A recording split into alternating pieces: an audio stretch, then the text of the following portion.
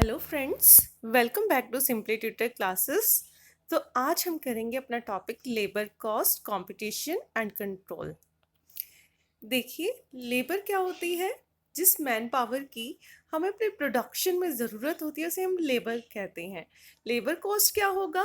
जो एक्सपेंडिचर हम लेबर के ऊपर करेंगे उस एक्सपेंडिचर को हम क्या बोलते हैं? Labour cost. जैसे हम लेबर को जो वेजेस देते हैं, चाहे वो डेली वेजेस हो, चाहे वो टाइम के बेसिस पर वेजेस हो, चाहे वो पीस के रेट पर वेजेस हो, वो किस में इंक्लूडेड होंगे? हमारे लेबर कॉस्ट में।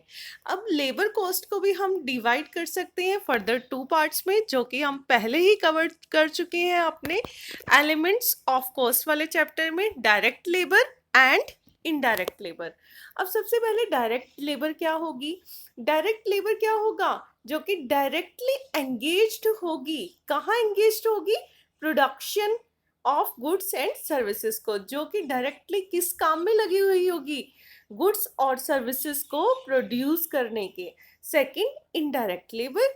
इनडायरेक्ट लेबर कौन सी लेबर होती है? जो कि डायरेक्टली एंगेज नहीं होती गुड्स और सर्विसेज के प्रोडक्शन में, बट जो इनडायरेक्टली हेल्प करती है किस चीज में?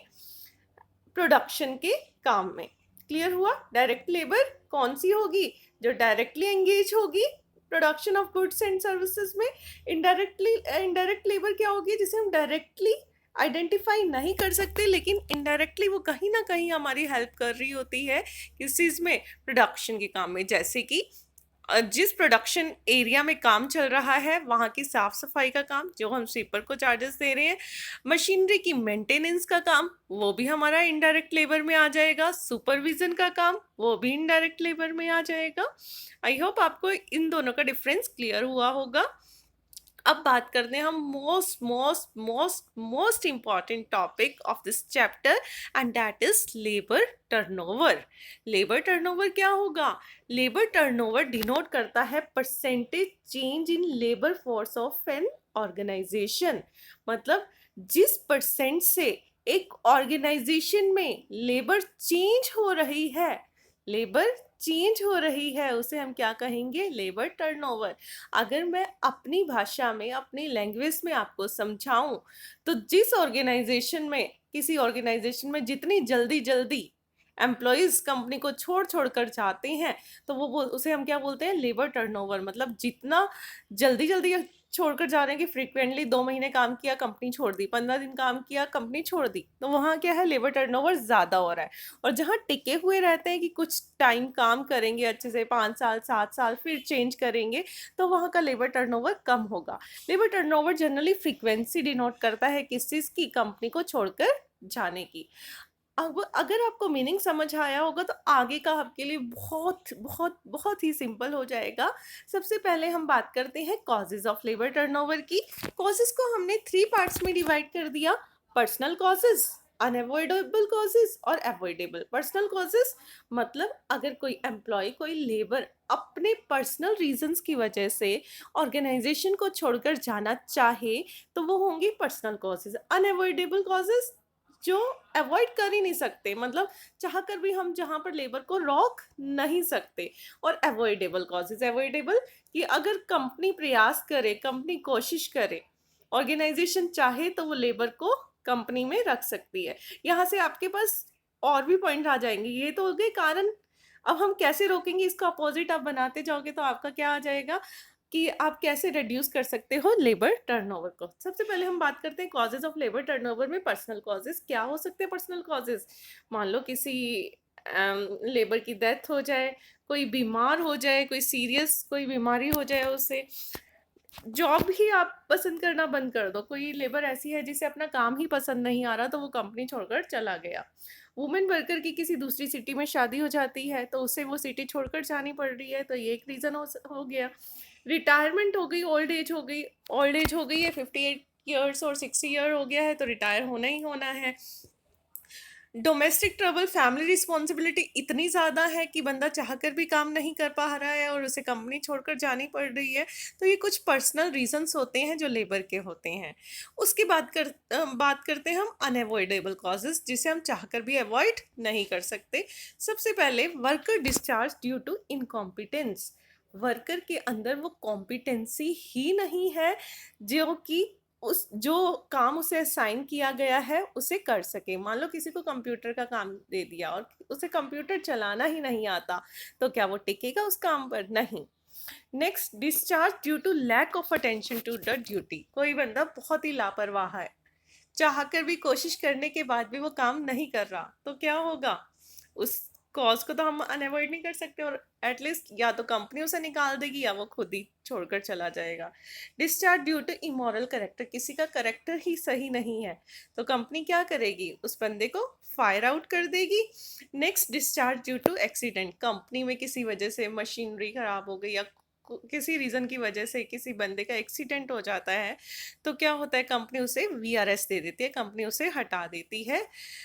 तो ये हमारे हो गए अनअवॉइडेबल कॉजेज। अब हम बात करेंगे अवॉइडेबल कॉजेज, जिसको हम क्या कर सकते हैं, जिसे कंपनी ऑर्गेनाइजेशन कंट्रोल कर सकती है, लेबर टर्नओवर को, लेबर को जाने से रोक सकती है। कैसे? जॉब सिक्योरिटी प्रोवाइड करके, ट्रेनिंग फैसिलिटीज प्रोवाइड करके, प्रमोशन दे करके, और मेडिकल फैसिलिटीज प्रोवाइड करके। क्लियर हुआ कि कैसे कैसे लेबर को रोका जा सकता है? कि अवॉइडेबल कॉजेज, कि जॉब सिक्योरिटी नहीं है, जॉब सिक्योरिटी प्रोवाइड कर दी तो लेबर टिक कर बैठी रहेगी, एम्प्लॉयज टिक कर बैठे रहेंगे। ट्रेनिंग फैसिलिटी, ट्रेनिंग प्रोवाइड कर रहे हैं, प्रमोशन दे रहे हैं, मेडिकल फैसिलिटीज प्रोवाइड कर रहे हैं, तो इस तरीके से हम क्या कर सकते हैं? ये हमारे हो गए अवॉइडेबल कॉजेज। क्लियर हुआ? उसके बाद आता है लेबर टर्नओवर को मेजर कैसे करेंगे। बड़ा ध्यान से सुनना, बहुत इजी है, बहुत सिंपल है, बिल्कुल टफ नहीं है, बिल्कुल घबराना मत। 3 मेथड हम यूज़ करते हैं। एक सेपरेशन मेथड, सेकंड हमारा रिप्लेसमेंट मेथड हो जाता है, और थर्ड हमारा हो जाता है फ्लक्स मेथड। अब हम बात करेंगे सेपरेशन मेथड की। सेपरेशन, सेपरेट हो गए, कंपनी छोड़कर चले गए। देखो, दो चीज़ें लेकर चल रहे हैं। न्यूमरेटर में देखो number of employees left during a period, कितने बंदे कंपनी को छोड़कर चले गए। डिवाइड किससे किया? Average number of employees during a period. Average कैसे निकालेंगे मैं बताती हूँ। जो जो हम पीरियड लेकर चल रहे हैं, मान लो 2 मंथ्स का पीरियड लेकर चल रहे हैं हम लेबर टर्नओवर कैलकुलेट करने के लिए, तो बिगिनिंग पीरियड की और जो 2 महीने के बाद जो एंड डेट होगी, उस दिन हमारे पास कितने वर्कर थे और फर्स्ट डे हमारे पास कितने वर्कर थे, दोनों की एवरेज लेनी है। मतलब ओपनिंग डेट पर कितने वर्कर हैं, क्लोजिंग डेट पर कितने वर्कर हैं, डिवाइडेड बाय 2, तो हमारा आ जाएगा एवरेज नंबर ऑफ एम्प्लॉय।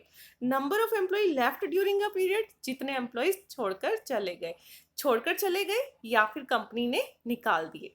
उसको बाद में हमने क्या किया? Number of employees left during a period divide कर दिया average number of employees left during the period into 100। 100 किस लिए किया? परसेंटेज में कैलकुलेट करने के लिए।